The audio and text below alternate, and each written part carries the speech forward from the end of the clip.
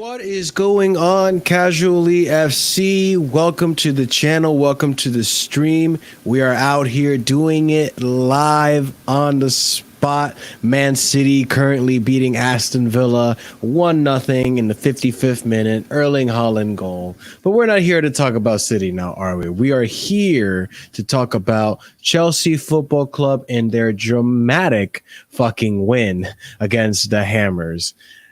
Boys and girls, you already know what to do. Make sure you press the like, subscribe, everything you got to do to help out the channel. Check out the links in the description for more content. And yeah, as of right now, a little bit of a solo stream, but I will be accompanied by guests slowly but surely and sooner rather than later at some point. So everyone, where to start? I guess let's start with the lineup, right? So basically today was the day that most Chelsea fans have been asking for, and that was to drop Havertz and Mason Mount. So today's lineup, we start with Mendy in the back. Wesley Fofana making his goddamn debut for Chelsea Football Club. 3 at the back with Thiago Silva and Kalidou Koulibaly. Ruben Loftus-Cheek in the midfield. We went out with a 3-5-2.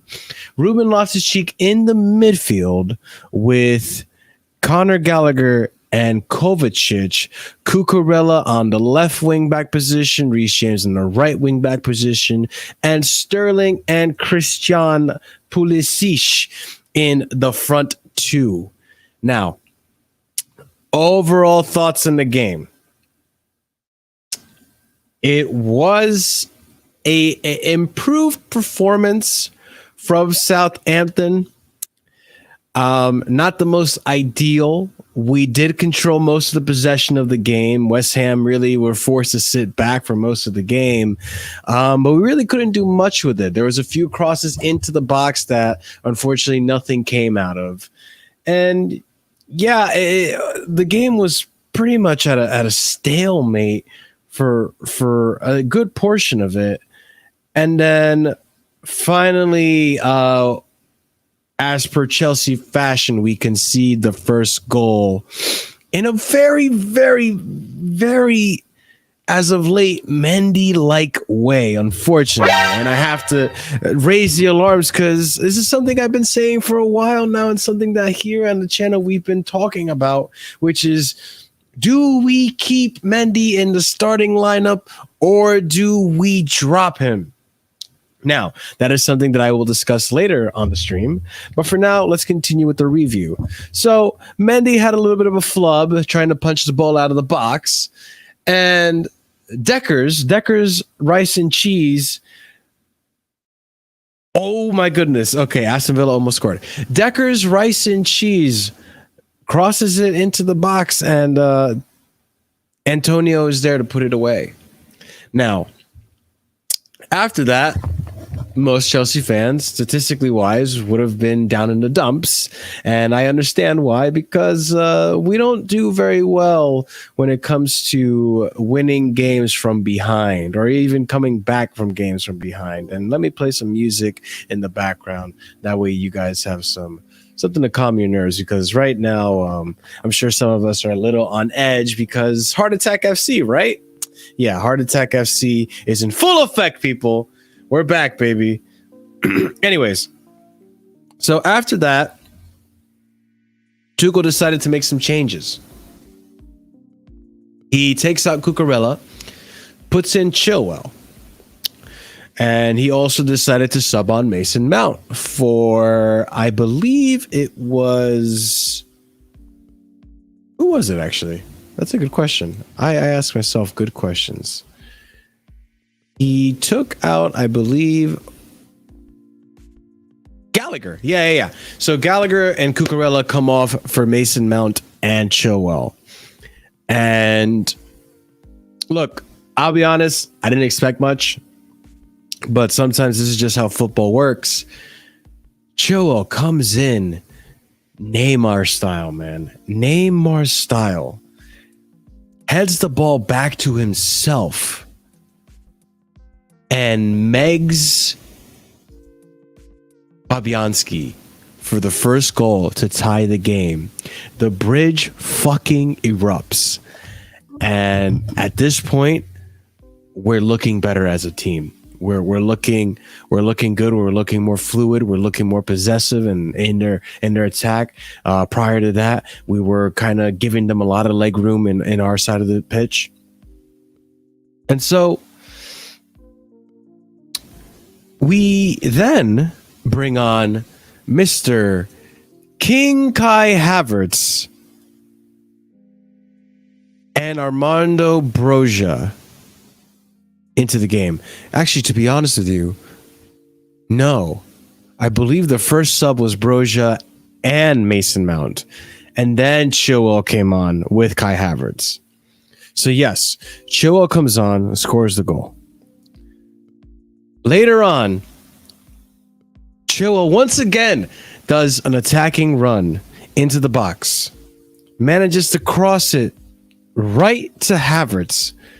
And Havertz in one touch puts it away in front of the goal. And we are now ahead 2-1. But that's not where the story ends, folks. That is not where the story ends at all. Not with Heart Attack FC, unfortunately. So, later on in the game, close to the 89th minute, Reece James heads it back to Mendy while the West Ham team is in our side of the box and we're defending. And unfortunately, we concede a goal because Mendy hesitates to go for the ball that is headed back to him that he can grab. And we're looking at each other like, what the fuck? How did we lose this game so fucking quickly? But fear not, Chelsea fans. Luckily for us, VAR was finally on our side. And now you could debate whether or not it's a foul or not. I am of the side that it is a foul, simply because there was contact and there was enough contact. Because I feel like from one angle, if you look at Boeing, it looks like a very light touch to Mendy's chest. Boeing's just simply hopping over him and drags the foot. But if you look at it from another angle, Boeing gets a good chunk, good little bit of a kick onto Mendy's chest, enough to say that I think it's a foul. And Mendy wins the Oscar for Best Actor in a London derby. And we get the goal. The goal gets taken back, and it starts a whole heap of explosion on the internet, on Twitter, and in David Moyes' brain, because now Mendy is living in David Moyes' head rent free.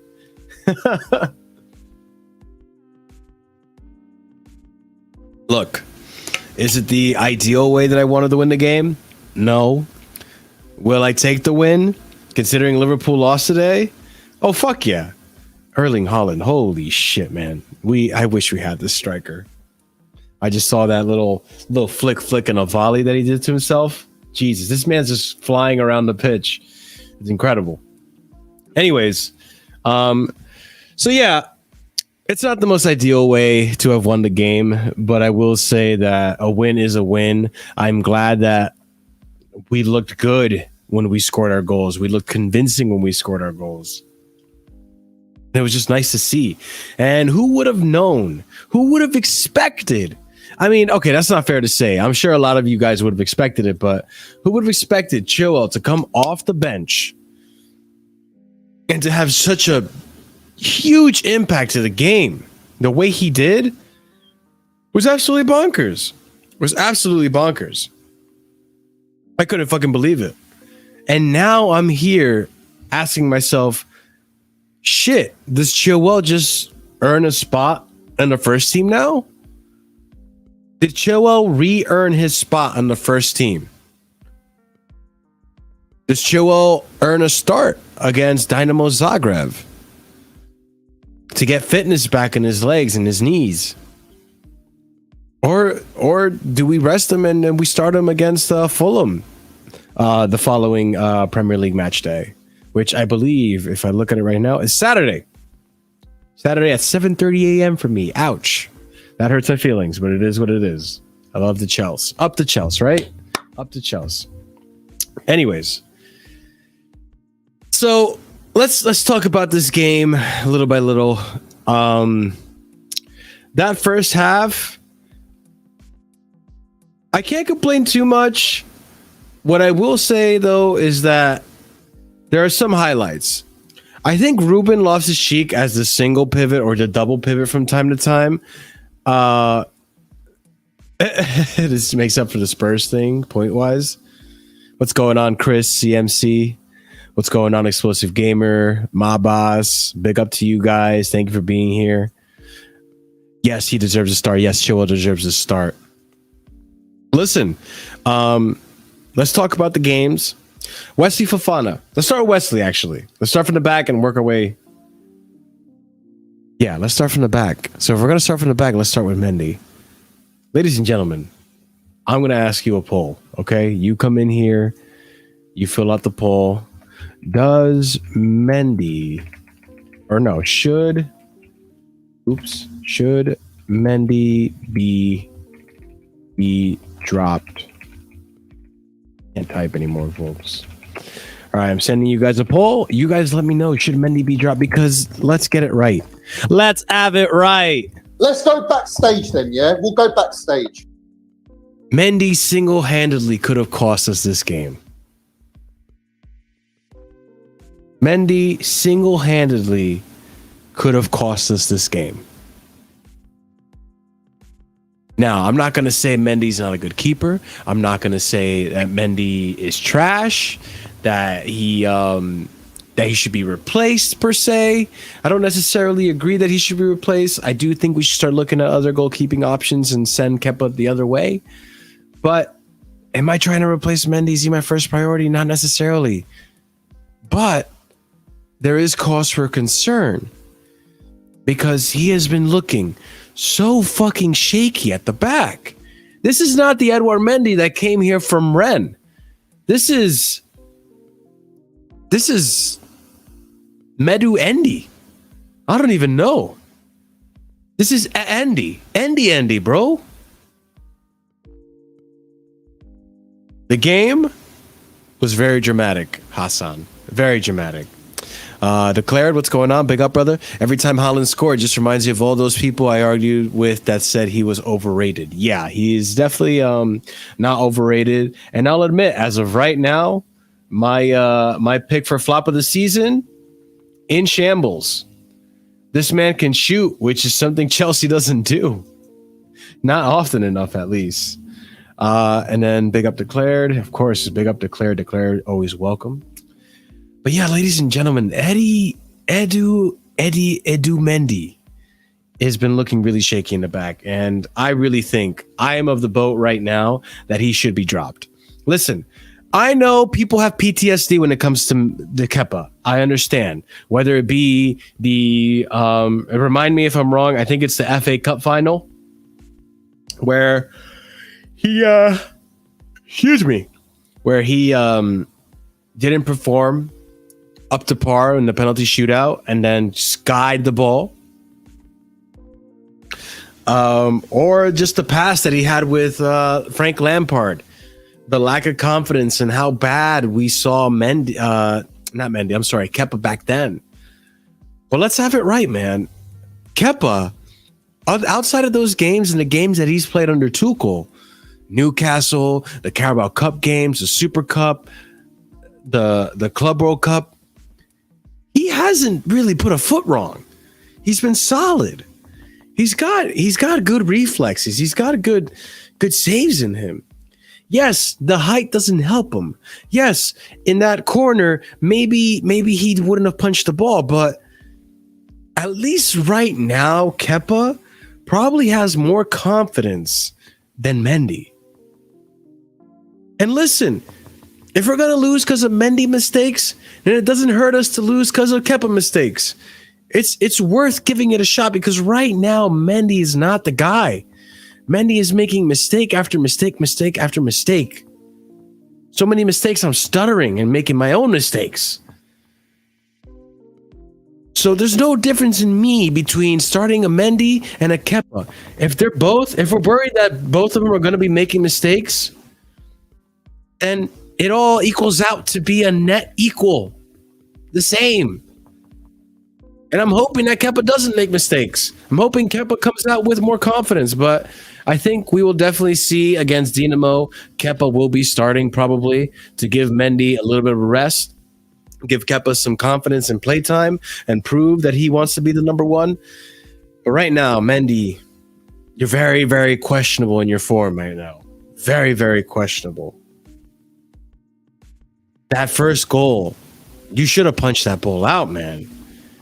You should be calling for the ball and punching it to the corner or punching it ways away. That punch you had, Mendy, was pathetic. It went right to Declan Rice's feet. And Declan Rice was not that far from you. And then the second goal that was almost given because of thanks to VAR, it wasn't given. Mendy, why are you hesitating to go for the ball when Reece James is heading it to you? You can touch it. You can touch the ball.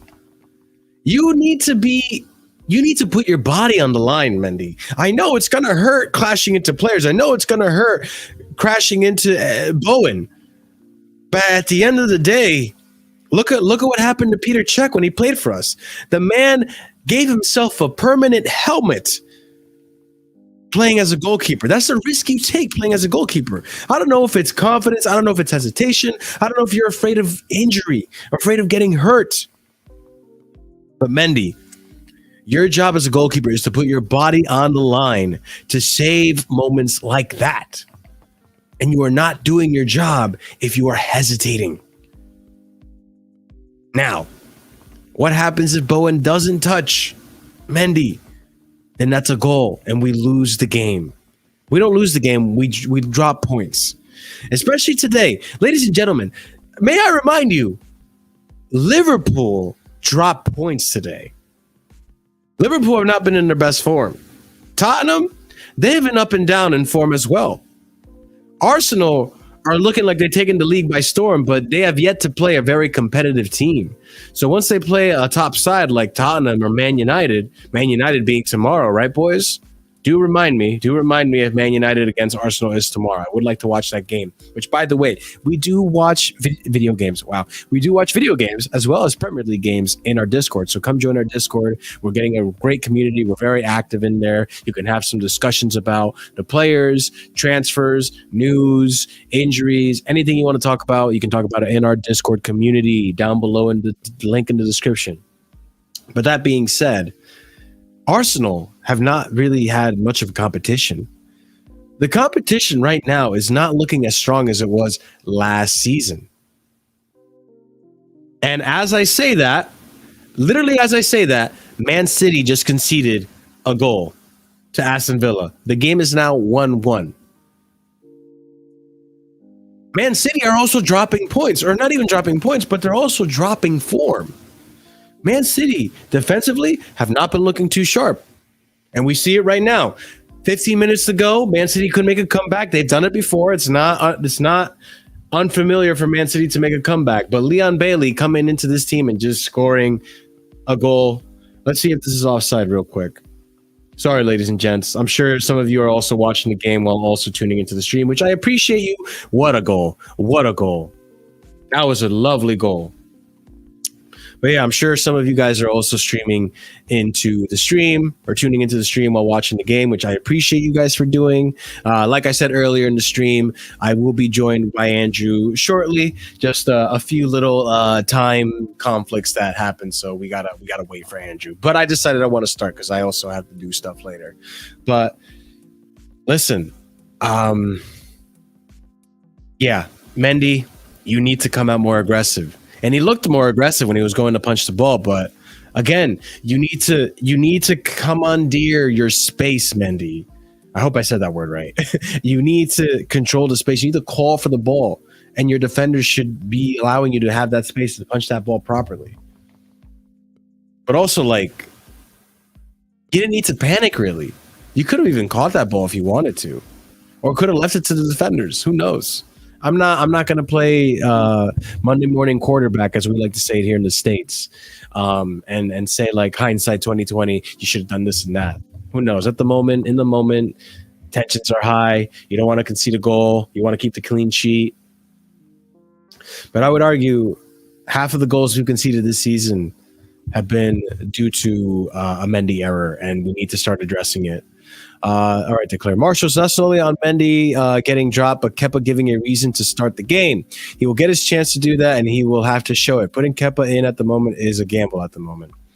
I mean, like I said earlier, Declared, if we're gonna do an even swap for out of form goalkeeper for another out of form goalkeeper, it equals out to be the same thing to me. It really does. And I know you guys are going to be saying like, oh, but like as soon as Kepa gets in the game, all the attacking team, the opposing team, they're going to be going for long shots, and then we're going to concede just as many goals. I would argue that with this defense, we don't concede nearly as many long shots as you guys think. And on top of that, what's to stop a team from trying long shots on Mendy? Just because a certain keeper is in between the sticks doesn't mean we don't try long shots. It's going to happen. Yeah, it might happen more against Kepa, but we also have a defense that should be prepared for that. So that's my argument for that. If you guys decide to pull out that argument, we should start Kepa against Dinamo. It's low risk. It's to see how he does. I agree. Welcome to the channel, Ereditar. Declare, to give more context on what I'm saying is that dropping a keeper doesn't do well to their confidence, which is something that takes a while to get back. If we are putting Kepa back in, it needs to be in form. Yeah. Well, the thing is, like right now, whatever we're doing for Mendy, it's too risky. It's too risky keeping Mendy on right now. And mind you, Mendy had some decent saves, I think, today. Maybe one or two. I don't really know. I can't remember, to be honest. I don't recall. Correct me if I'm wrong, but yeah, I don't know. There is a problem to be addressed about Mendy. Now, whether or not we address it with Kepa or in the transfer window in January or the next summer, who knows? I'm not going to sit here and say we should drop Mendy completely, find another person to replace him. No, because I know there's a good keeper in there. Pardon me. I know there's a good keeper in there. But right now, he's out of form. And it needs to be addressed. But let's move on into further up the pitch. Let's talk about Wesley Fofana making his premiere. Number 33. Why is he number 33? I don't really know. If anyone knows, then let me know in the chat. But Wesley Fofana. Now, I thought it was a little bit risky to start Wesley Fofana from the jump, just because with Wesley Fofana, he hasn't really played in this system, this formation. Maybe he's not too familiar with how Tuchel wants to play. There's an adaptation, and you can make that argument for why Chilwell looked better than Cucurella when he came on. You could make that argument because Chilwell is much more familiar in the back. I don't know if 3 is taken, to be honest with you.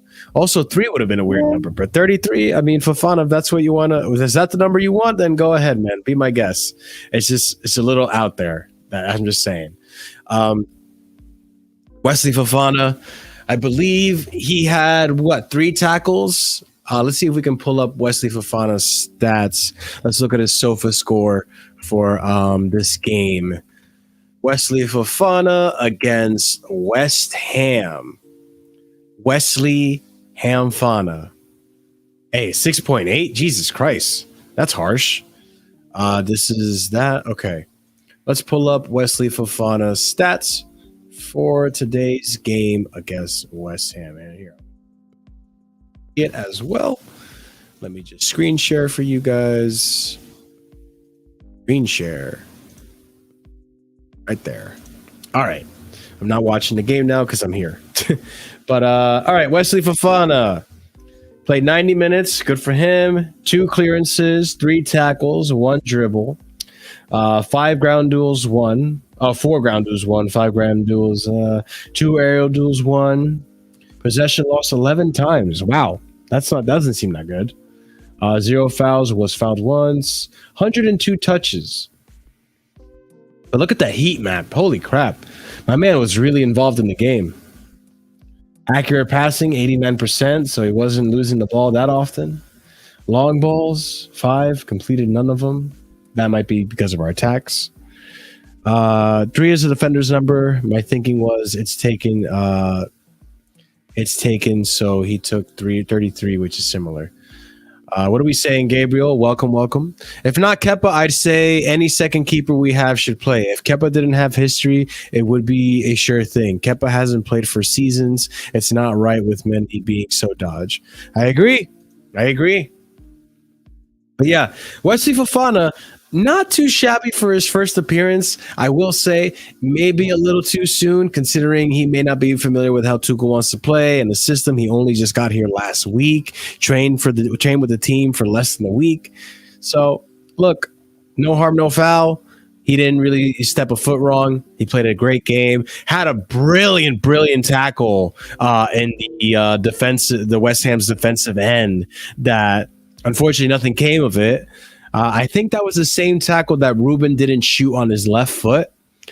And but oh man, the fact that he put in a tackle like that in the opponent's side of the pitch, that aggressiveness right there is brilliant. And that's like that Rudiger type of aggressiveness. You know what I'm saying, guys? Like, you remember there was some times where Rudiger would just dispossess you like that on his side of the pitch or on your side of the pitch. It was beautiful to see. I'm all for it. I'm glad Wesley's in the team. He seems really happy and excited to be here. I'm all for it. Good game on Wesley Fofana. I hope you guys agree on that. Let me know if you disagree on that. Maybe you think it was too soon for Wesley. Maybe we should have persisted with Aspie. But at the end of the day, we got a W. So I can't really complain. Declared here saying, yeah, not only rush in, but the whole back line is new. It will take some time before they are all click. Yes, much agreed. I would say this even for Koulibaly, I think he's still kind of adapting to the Prem. He hasn't been looking as good as those first 2 games that he played, Everton and what was the second game we played? Spurs. Hasn't been looking as great as those games. I've noticed a slight drop in form from Koulibaly. Some of the passes he had today were questionable. Not even. Let's look at Koulibaly's stats, to be honest. Go out here and check out Koulibaly. Let's look at your stats today. 6.4, even a lower score than Fofana. Oops, didn't mean to hit that. So here we go. Possession loss 13 times. Pass accuracy 85%. All right, so it wasn't nearly as bad as I thought it was. But yeah, I feel like there has been a little bit of a drop in form in Koulibaly. And maybe it's just adjusting to the Prem. I'm not here to slay Koulibaly. I think he's a great defender. He's going to do just well in this team and this side. And he's going to be fantastic. He's going to be fantastic for the club. Definitely an improvement from Rudiger. But let's go ahead and continue discussing the game. Why not? Let's talk about our boy, Ruben Loftus-Cheek. Is he right here? Ruben, softest cheeks. Cheeks not so soft today. I'll go ahead and pause myself for that goddamn comment. I'm coming on your ass, Ray. I'm coming for that ass. What? Pause. Yes, that was a little bit sus. I'm not gonna lie. We continue. So, Ruben Loftus-Cheek today, in my opinion, in the double pivot, I was not about it. I was questioning it. I understand why. You need to give Jorginho a fucking break. This man's played 5 games in a row, back to back, 90-minute games at that for the most part. But I'll say this, and maybe you guys agree. I don't think Ruben Loftus-Cheek looked that bad today. I think defensively, he was pretty sound. And keep this in mind, ladies and gentlemen. Keep this in mind. He was playing with a yellow card that he earned in around the 20th minute. So despite having a yellow card, not getting himself sent off the game like Conor Gallagher did against Leicester, I think Ruben Loftus-Cheek did a solid job at the back as a number 6. I don't know if you guys agree.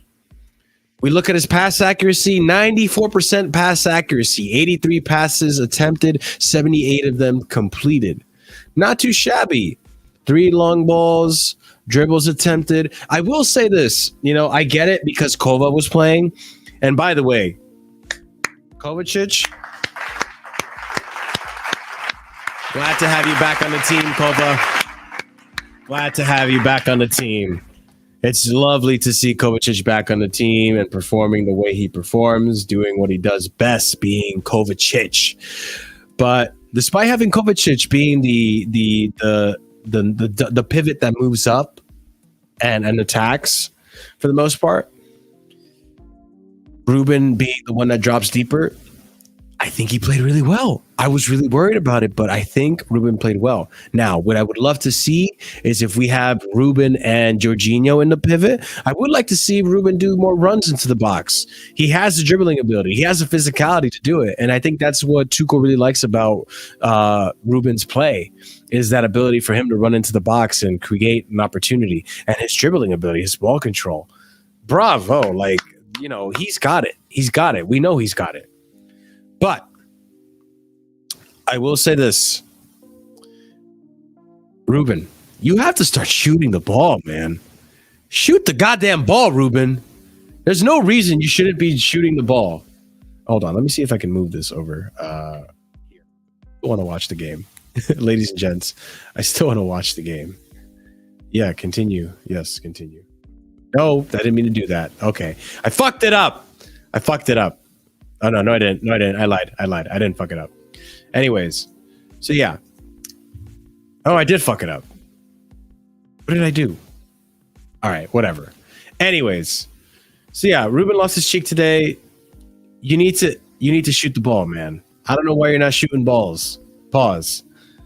He had an opportunity on his left foot to shoot into the net, and here I'm waffling right now because I'm trying to get this damn stat back up, and I messed it up. I messed everything up. No.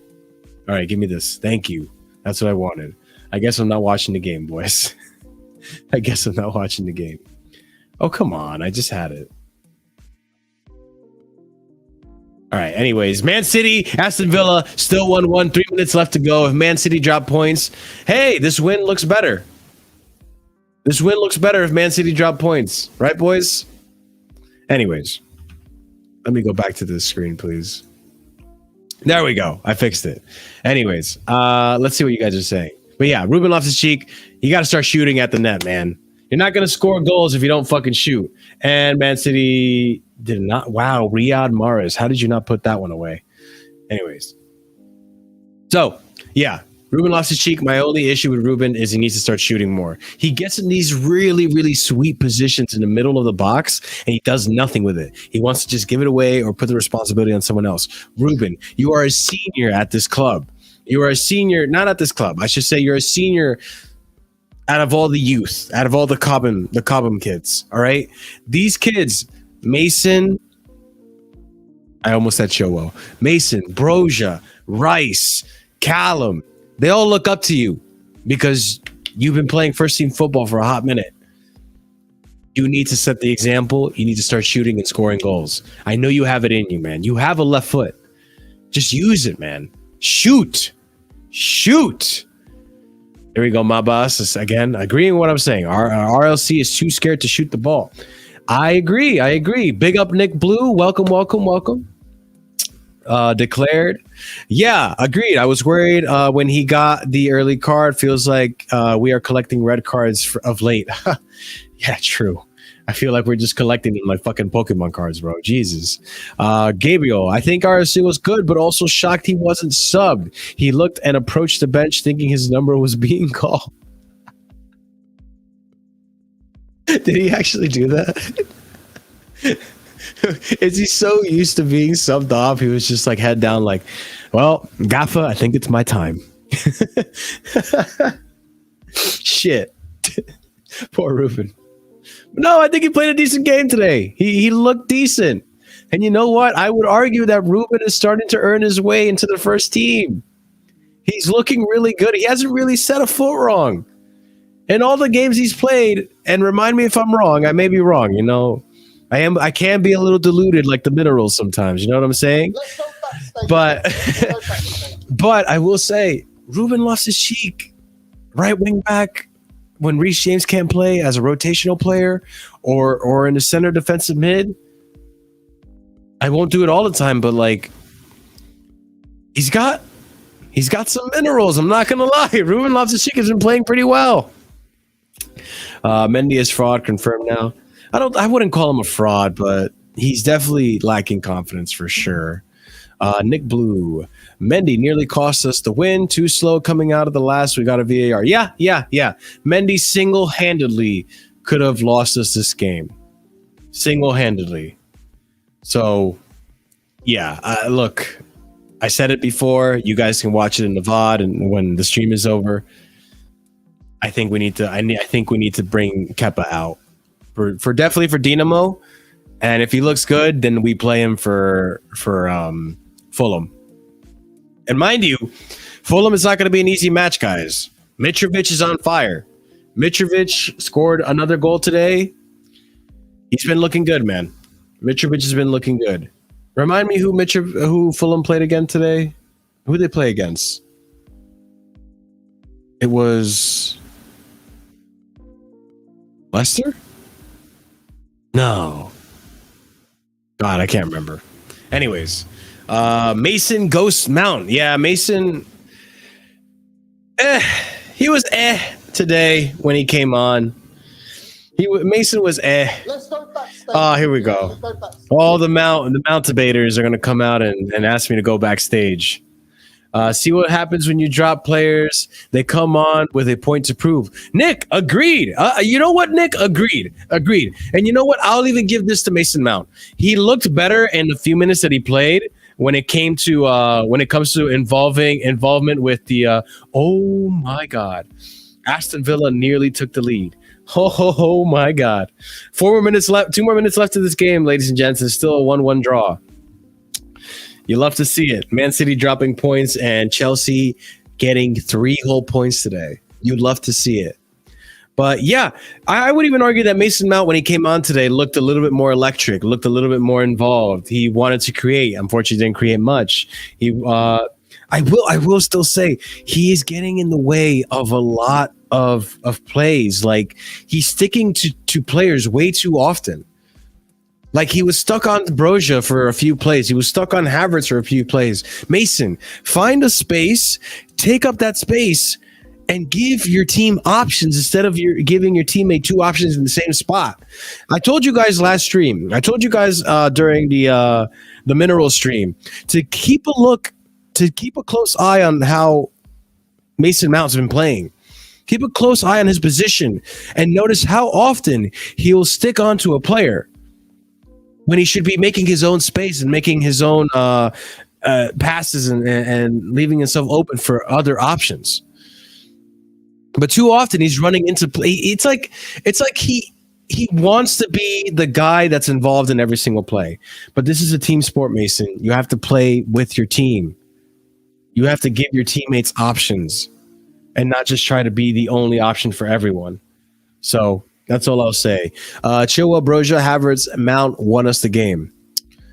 I wouldn't say Mount, maybe Mount, but I will say Chilwell, Broja, and Havertz for sure. Chilwell, oh man. We got to talk about Chilwell. All right, so we're done with Ruben Loftus-Cheek. Let's talk about Chilwell. Listen, and let me get out of the screen share for now. Chilwell. Do you guys think that now Chilwell makes an argument to start? Do you guys think that Chilwell now has cemented himself an argument to start? This feels like when Chilwell came on after we had Alonso playing for a hot minute. It feels the same as when Chilwell came on after Alonso had a hot run of games. It feels the same to me. He starts making an immediate impact to the game. It's tough. It's tough to say because Cucurella hasn't really been bad. Ladies and gentlemen, oops. Ladies and gentlemen, Man City have dropped points. Man City have dropped points. Tic-tac. We're going to be in first place soon, ladies and gents. It's just a matter of waiting. Just a matter of time. Wow. Man City have dropped points. This is a good question, Orizant. What if Arsenal wins tomorrow? Okay, listen. I will say this. United are iffy. If Arsenal win tomorrow, it'll be more convincing. I'm not going to lie. It will be more convincing. I will not take Arsenal lightly. But, big but. If they don't win tomorrow, if United actually happen to scrap a win against this team, then you know what? I was worried for nothing. But then again, we seem to have this tendency to be very charitable when we play against Arsenal. But let's get back to the topic. We're talking about Chilwell. Ladies and gents, do you think Chilwell now earns himself a position to start over Cucurella? Because if you ask me right now, it seems like Chilwell knows how to make the runs that Cucurella hasn't really been making for the club. And he knows how to get himself in the box. Because if you notice one thing about Cucurella versus Chilwell, and you know what? For the sake of this argument, let's look at a heat map. Let me open up SofaScore again. Let's look at a heat map of where Chilwell's positioning was versus Cucurella's positioning, right? That'll show us a little bit of how Chilwell makes his runs versus how Cucurella makes his run. Because from what I can tell off of the eye test, Cucurella likes to make runs on the wing. Chilwell seems to be making his runs over into the box, which is kind of what we need our right wing back and our wing backs to do, is to make the runs into the box. That is how Reece James got the goals that he got last season. That is how Chilwell got the goals that he got last season. Jesus Christ. All right. So it's not much of a heat map simply because, of course, Chilwell didn't play the full 90. But here, I'll open up another tab here for Cucurella. Cucurella. Anyways. Jeez, what is with these low scores? Jesus Christ, look at that heat map, though. Oh, my God. All right. Let's look at some heat maps. Let's be statistical about this, ladies and gents. Let's talk about Cucurella versus Chilwell in the wing-back position. All right. So here we got Cucurella's heat map for the West Ham game, mostly on the wing. Pretty much always there to get across. And this is what I've been arguing, Horizont. He knows more of the system, remembers the first days of Thomas Tuchel. He was struggled. He struggled. First days where he struggled. I don't know what you're trying to say there, but I think I understand. But yeah, so, and yes, very much agreed with this. Chilwell is the man of the match for today's game. Cucurella hasn't been playing bad. This is not to say Cucurella's been playing bad. I don't think Cucurella's been bad at all. But I think Cucurella still needs to adjust to how Thomas Tuchel wants the wing-back positions to play and how he wants them to attack. And that's the other thing, too. When we brought Cucurella into the squad, we didn't bring him in for goals. I think most of us would agree that when it comes to goal scoring in the wing-back position, Chilwell is probably the better goal scorer. I think we agree with that. But on every other statistic, maybe Cucurella wins. Maybe chance creating and all that stuff. Maybe Cucurella wins. It seems like Cucurella by himself can create more chances than Chilwell can by himself. Chilwell needs another player to play off of. So Cucurella is still adapting to the system, still learning how he wants to play under Thomas Tuchel. You can make that argument that maybe Chilwell should be the one starting against the Premier League sides. Let's go ahead and let's open up the other tab. There we go. Okay. So if you look right here, obviously the heat map is not as abundant because he only played, 18 minutes.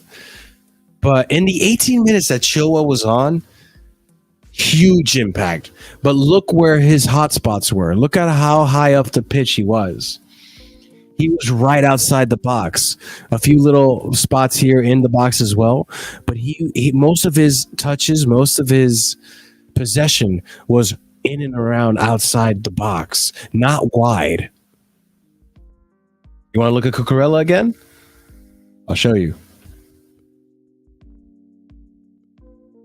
Cucurella, outside the box. So this is what I mean. But then again, I'm an American. I don't know football. But Cucurella, outside the box, crosses. Every now and again we'll go into the box, but you don't see anything in here. Everything is outside the box, wide, which is fine. That's what we want Cucurella to be. That's his style of play. We want him to, distribute the ball. But look, Chilwell, a lot closer in the box. So this is what we want Reece James to do. That's why Reece James scores goals. Do we now argue that maybe Chilwell re-earns his spot as a starting left wing back for Chelsea Football Club? I don't know. I'll leave that to you guys. To be honest, I'm going to close off this poll. 31 votes. 65% of you guys say that Mendy should be dropped. Let's see what happens. Maybe Tuchel decides to do it. Who knows? But let's start another poll. Should Chilwell start for Chelsea again? Okay. Let me see what you guys are saying about this. Let's see if you agree. I think he made a big statement and a big argument to earn his spot again. You guys let me know what you think. What if Arsenal win tomorrow? I think I answered this already, right? I'll take them more seriously if they win. But United isn't necessarily the best test either. Not to diss on United. They've been playing a little better now that they've dropped some really bad out-of-form players in the fridge. United will put Arsenal in their place. I am going 2-0 United. Even if Arsenal win, they will face what all top clubs face. Games every 3 days in Europe and league. They have no squad depth. Enjoy Arsenal gas. That's a good point, though, Gabriel. That is a very good point. That is a very good point. What else are you guys saying? Now we need United to beat Arsenal to pop their bubble tomorrow. This is Prem open league as fuck. Yeah, honestly, let me look at the table real quick. Now that we won and City dropped points, as of right now, Arsenal are in first with 15, City in second with 14, Tottenham third 14, Brighton with 10. Don't disrespect Brighton. Brighton have been playing decent ball. Potter ball, better than Poch ball. Potter ball, been looking pretty good, not gonna lie. And Chelsea in fifth place with 10 points. We're above Liverpool, ladies and gents. We're above Liverpool.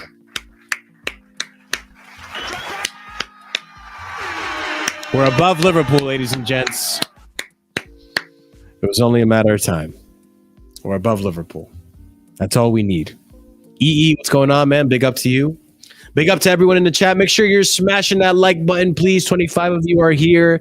Thank you for being here. Andrew will be with us shortly, or maybe he won't, and I'll be here by myself. Actually, to be honest, let's get some of you guys on here. Why not?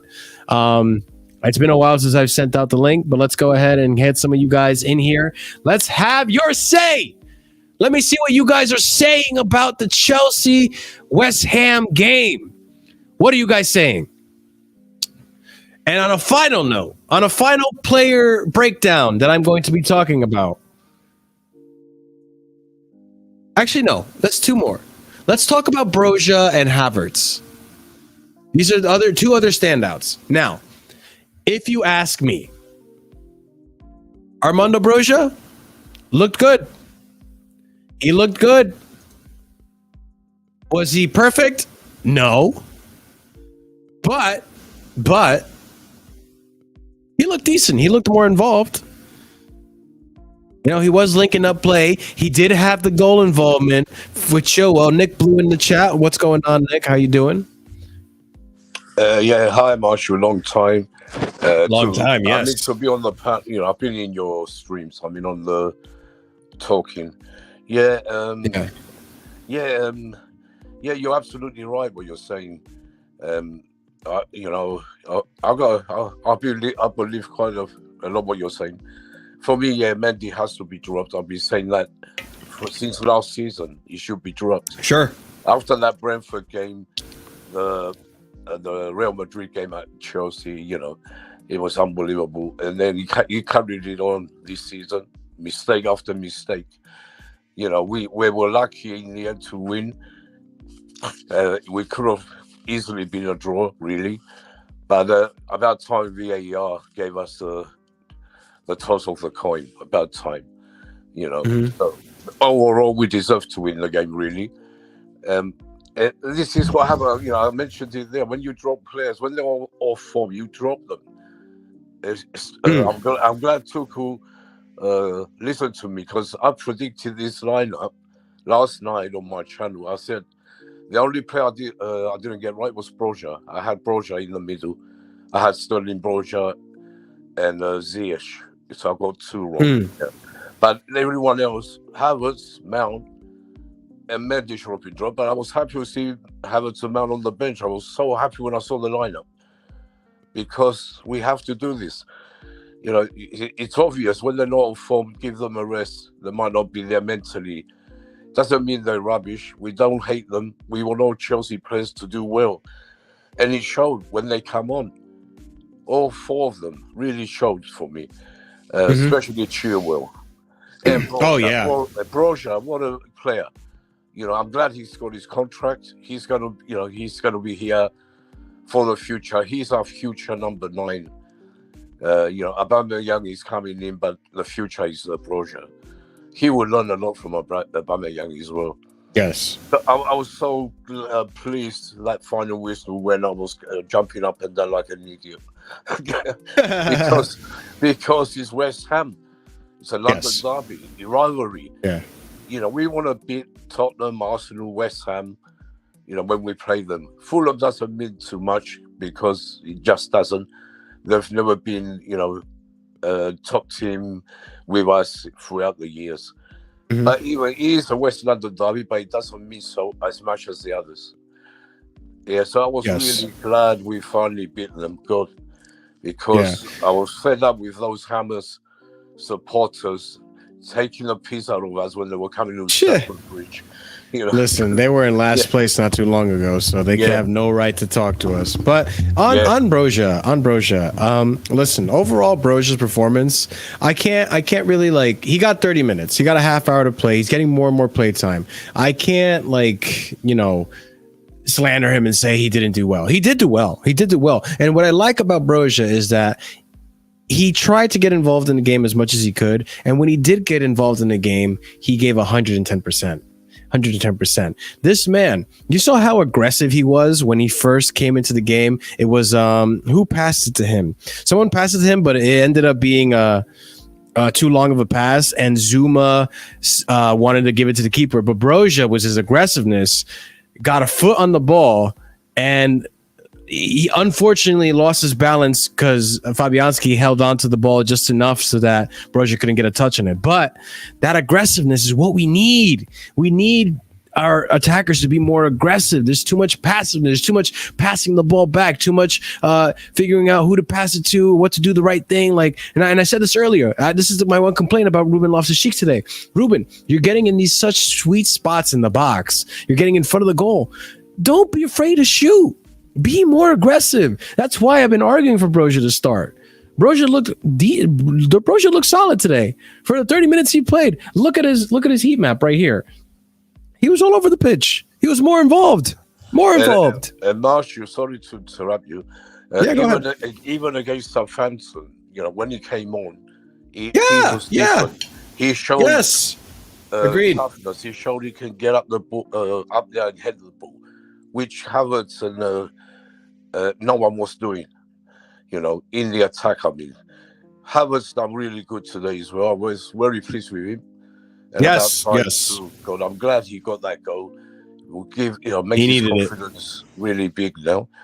Yeah. But Broja, he's a player and he's only 21. I want him in the team more. That's what going Yes, I agree. It might not happen because of Aubameyang now, but even then, I do want to see him in the attacking three from time to time. Rotate Havertz. We have Champions League game. We're at a point right now where we're gonna be averaging a game every 2 or 3 days. So we're gonna need rotation. I want to see Broja score a goal. I like that this kid puts his head down and just sprints towards the ball and just goes at it at 110% full velocity, just to get a touch. That's what we need. We need that aggressiveness. He has a lot to prove. He just signed the contract. He signed a ting, ladies and gentlemen. And I'm happy with it. I'm happy that he signed the 6-year deal. Now we just need Reece James to do the same thing. But you know what? There's someone that I totally forgot to talk about. And I not gonna lie, I kind of forgot he even played to begin with. What are your thoughts on Conor Gallagher today, Nick? Conor is learning. He's in the learning mode. He's so enthusiastic. He runs, too much. He's trying, everything. That's why it goes wrong. That's why against Leicester. In the way he was going, he was 100 miles an hour. Everything he did, he didn't have time to think, about the foul when he got the first yellow card, let alone the second. He's learning, but for me, he's doing good. I'm glad he was in the team again. Really glad that Mason Mount was dropped and Gallagher was there. Mm-hmm. He had an okay game for me today. But he's another one, only young. He will overtake Mason Mount if Mason Mount doesn't hit the next level. Yes, because I agree. This is a time where Mason Mount should be a world-class player by now. He's at the right age. He should be, but he's not there yet. So, that's what I rate Gallagher a lot, really. And even Billy Gilmore, I was very sad to see him go. Yeah, unfortunately. I rated him. And I hope he proves Tuchel wrong. I hope he bangs them goals in for Brighton or, make goals. I'm sure he will do good. And we're going to regret selling him like we always do. That's listen, Gallagher today, he wasn't like electric, but he also didn't really set a foot wrong. I mean, I would say that the game did change when we took Gallagher off and put on Broja and Mason. But overall, I think Gallagher, he's earning his stripes in Chelsea. He again, the same thing I say with Cucurella and the other players in the squad that still have to adapt to Tuchel's system and the way we play and how we play. I give Gallagher the same leeway. Obviously, he's not a 6. I don't want to see him play as a 6 ever again. I really don't. That is annoying as it is. If we're desperate for a midfielder and we really need to play a 6, if Zakaria, Kova, and Kante are all injured again and we're left with Ruben, just give me Ruben in the 6. Today, he proved that he can do a job there. Maybe not consistently, but he can do a job. But don't put Conor in that position anymore. It's not the position for him. But today, statistically wise, 41 touches, so he wasn't too crazily involved in the game. And that's another thing, too. With this system, I said this before, we love to play wide. And it's almost to a point where it's starting to hurt us more than help us. Someone in the Discord did bring up that we're very much looking a lot like Lampard ball again. Cross inshallah, bring it to the wings and just cross it in. Hope someone gets there. And to be fair, today that did happen a lot. There was a lot of balls that came in from Reece James's side of the pitch, and no one was there to receive it. Sterling was out of position. Gallagher wasn't in a good position. Fofana wasn't in good positions. Like, obviously, we got to work on that, and that's always been an issue with us. But we don't do anything to the middle, and which is why I argued that we need. Maybe it's because we don't have the creative midfielder, but if we had that creative midfield, there's so much space in the middle sometimes that it frustrates me that we have to go play donut football and go around and up and make this U shape, figure out which side works and which side we can get an opening for, who's going to make the mistake so that we can get a cross in. And it gets boring to watch after a while. I like Chelsea better when we, from time to time, tried to make attacks through the middle. And we've done it before in the system, but this season, for some reason, we're just going to the sides over and over again, which is why players like Gallagher are only getting 41 touches. Midfielder, you compare how many touches Gallagher got versus Cucurella or even Chilwell. Chilwell I think was 16 touches. That in 15 minutes, do the math. It's going to be more touches than Connor in 60. But anyways, I don't want to obsess over that. Accurate passes, 87% accurate passing, which is good. Key pass was 1. I believe that key pass was like a cross or something. I don't remember. Ground duels 1. Overall average, okay game. He wasn't a standout, But I think if you persist on playing him in that position, he might actually at one point give you something to do. He might give you something. And I think in Crystal Palace, they played a lot more through the middle. And if we play a lot more through the middle, I think that's where Gallagher's going to shine for you, instead of playing it to the wing. And that might be Tuchel instruction, or that might be lack of player inspiration. Who knows? But on to the final point I want to make, and then maybe we'll call the stream from here. Havertz. Like Nick said here, and if anyone wants to join the stream, your link is pinned to the top of the chat. Kai Havertz. Look, I wish you guys heard me in the Discord. I was to the moon. To be fair, I was to the moon for both goals. But the Havertz goal, it just hit differently. Just this kid needed a goal. And just yesterday, I was on Reddit and I was discussing how people were saying there was a highlight reel of Havertz and Leverkusen, and people saying, "Oh, we've never seen this version of Havertz in the Prem." And to that, I have to say, for most players, to be honest, it seems that Chelsea fans seems to have this late onset dementia when it comes to players when they were in good form versus now. Havertz is not a bad player, and we've seen glimpses of Havertz versus Everton in the Champions League. We've seen glimpses of Havertz, the Havertz that we saw in Bundesliga, in the Prem. He has it in him, but he's just been really bad form lately. He scored 1 goal. I'm not going to say right now, because he scored 1 goal, that, he should be back in the team. He's back. He's going to play well. No. If anything, I think we played better without Havertz. That's arguable. I still would rather play Broja, Aubameyang, and Sterling than having to play Havertz, or trying to fit Havertz in there. Or if we are going to play Havertz, I want him to play as a 10. I don't want him to play as this false 9 anymore. Because the thing that we don't see from Havertz anymore, which we saw today, a little bit more of today, is that Havertz gets involved in every part of the pitch. And I don't know if you remember this, Nick, but how many times does Havertz come down to help Reece or Chilwell in the defense? How many times is he involved with Jorginho in passing in the midfield? And then he makes runs forward. We haven't seen that with Havertz because he's playing up top and he's isolated up top in the false 9 position. As a false 9, he's there to help the attackers. As a number 10, he's there to be involved in every single part of the pitch. Yeah, I agree with Marshall. I've been saying, like I said with Mendy, Havertz, he wasn't on form.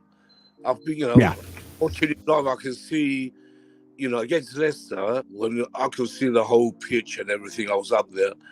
And you can see how many times he was offside. He was making good runs, but he was offside most of the time. The one time, which was very close, that goal they disallowed, very close, it could have been given. That's the only time, but so many times offside. But he did run a lot. He does run. And he defended when we were winning 2-1. He was there helping at the defense. Yes. He was getting headers in, which he should. I think it's just a matter of time with Havertz. He will come good. Yeah. He's young still. He's only young as well, another one. But Yes. we've been saying he's young for how long now? Yeah. Obviously, after a while, it stops being an excuse. I get it. He was much better when he came on as a sub today. He was brilliant today. I want to see more. Keep him as a sub. When Aubameyang comes, I want to see Sterling on the left, Aubameyang on the right, and Broja in the middle. Start with these three and leave Havertz out for a bit.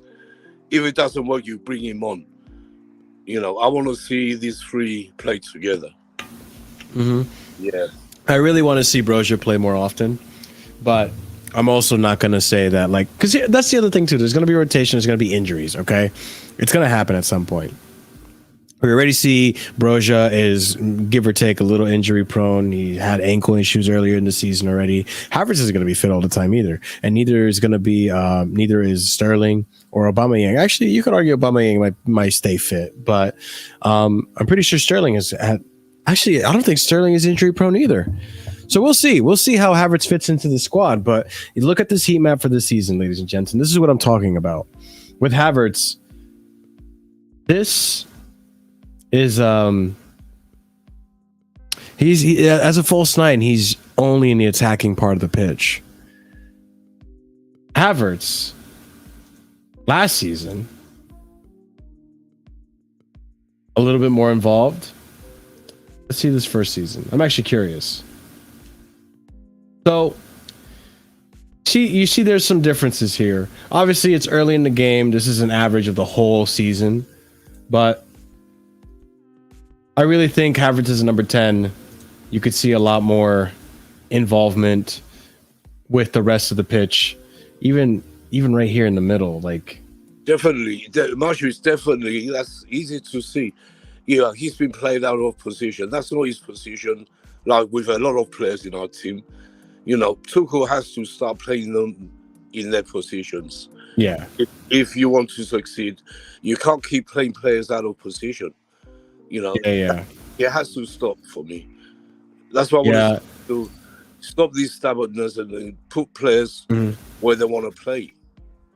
Because even if you look at last season's heat map for Havertz, it's pretty evenly distributed throughout this whole attacking part and coming midway through the defensive part of the pitch as well. This season so far, it's all left. It's all left. So, listen, Havertz as number 10. You might see a different kind of Havertz. I mean, you might see a Havertz that has more freedom and more space to make attacks and runs and even create some passes. Who knows? A lot of people, if you look at the Bundesliga comps, he's playing as a 10. He's playing with more space. He's playing as a deep lying playmaker. Not a DM, but as a deeper number 10. So, listen, I'm glad he scored. Good for him. He looked good today.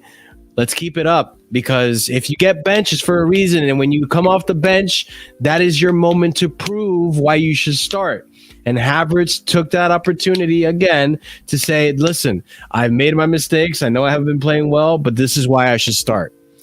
Should he start against Dinamo? I don't know. I really think Broja should get the start for Dinamo. I really think if Aubameyang is fit and ready to go, he should probably get a start. Give Sterling a rest and let Havertz play in Sterling's place. Who knows? I don't know. But I really hope that we have a heavily rotated side for Dinamo, because I really want to see other players that haven't really gotten opportunities to play, players in the positions as well. I really hope to see it. And look, that's Broja's opportunity to really shine. I really want to see Broja start against Dinamo. And I don't know about you guys, but let's go ahead and look at the poll before I close out the stream. Ladies and gents, should Chilwell start for Chelsea again? 29 votes, 76. 3/4 of you guys say that he should start for Chelsea again. Look, I don't disagree. I think Chilwell is more familiar with the tactics. Chilwell is more familiar with the way Tuchel wants to play this system. And it's a good case. It's a good case for Chilwell starting. I'm not going to argue it. But ladies and gentlemen, it's been me and Nick and the chat I appreciate you guys being here. We will be streaming again tomorrow. Make sure you guys are smashing that like button. 35 of you here. Let's get that like button up to 25 at least. Please help out the channel. It does help us grow. And it's free. It's free. It doesn't cost you a damn thing. We've been really grinding our noses off, our asses off, and our noses. Why not? We've been grinding our asses off, getting you guys so much content this week. We have more content for you tomorrow and Monday as we talk about Chelsea and we react to another opinion that was funny. So you guys will see what it is, whether it be Monday or Sunday that we do that. So guys, thank you for being here. We really appreciate you guys for coming on this channel. You guys are what make this channel keep going. So make sure you're smashing that like button, subscribe for more of the content to come, hit that bell notification so you don't miss any of our live streams at all, or the opportunity to hop on stream. I did send out the link today, but now it's a little too late. I am going to be ending the stream. So if you want to join, it's a little too late to join as I say that. But anyways, guys, thank you so much for being here. Subscribe, leave a comment down below. Check out the links in the description. Smash that like button. And we'll catch you again tomorrow for more Chelsea content. It's going to be either React stream or the Chelsea Casually FC show. So thank you guys for being here, and we'll see you again soon. Peace. Up to